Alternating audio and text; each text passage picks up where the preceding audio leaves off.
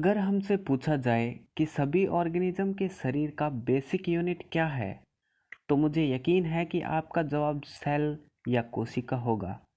ये हम अब जानते हैं, लेकिन वास्तव में ये कैसे खोजा गया, सेल्स पर किसने काम किया था, उन्हें इतनी अच्छी तरह से समझने के लिए चलिए इस वीडियो में इन सवालों का जवाब देखें।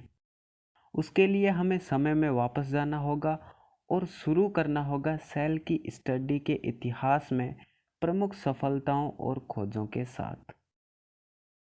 ये 1665 की बात है, जब रॉबर्ट हुक नामक एक बहुत बड़े इंग्लिश साइंटिस्ट ने एक दिलचस्प कॉन्सेप्ट पेश किया। इस दौर में नए आविष्कार किए गए इंस्ट्रूमेंट्स का बोलबाला था, जैसे कि माइक्रोस्कोप।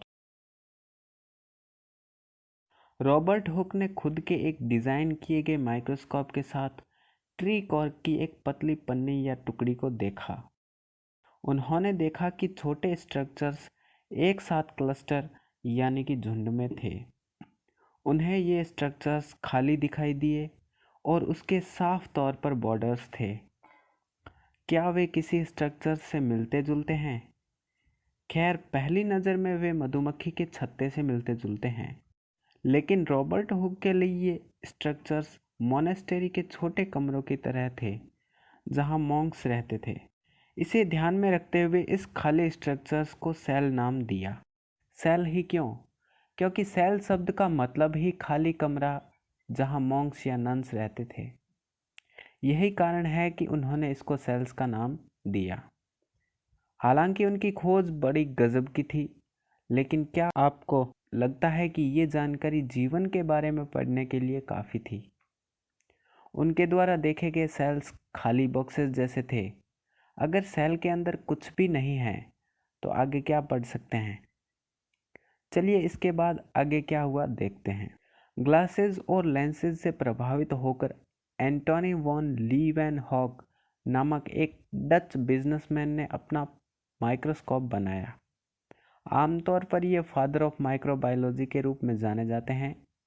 उन्होंने एक ऐसा माइक्रोस्कोप बनाया जो माना जाता है कि आज के माइक्रोस्कोप से कई गुना बेहतर है।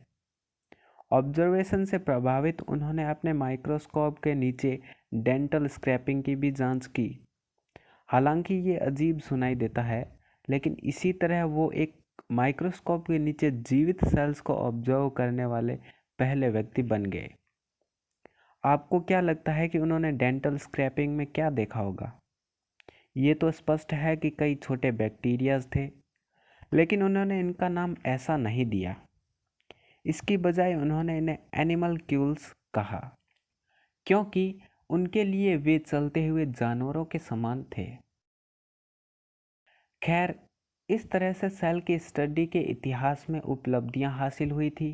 पहले रॉबर्ट हुक ने सेल्स को ऑब्जर्व किया और उन्हें सेल्स का नाम दिया। इसी तरह एंटोनी वॉन लीवेनहॉक ने पहली बार जीवित सेल्स को ऑब्जर्व किया।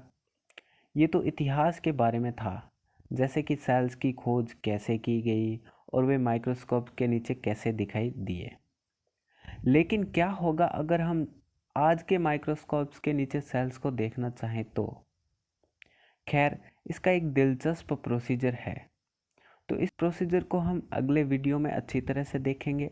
साथ ही माइक्रोस्कोप के नीचे सेल्स को या मटेरियल को कैसे देखा जा सकता है, और उसी के साथ स्लाइड की तैयारी के दिलचस्प प्रोसीजर को भी देखेंगे।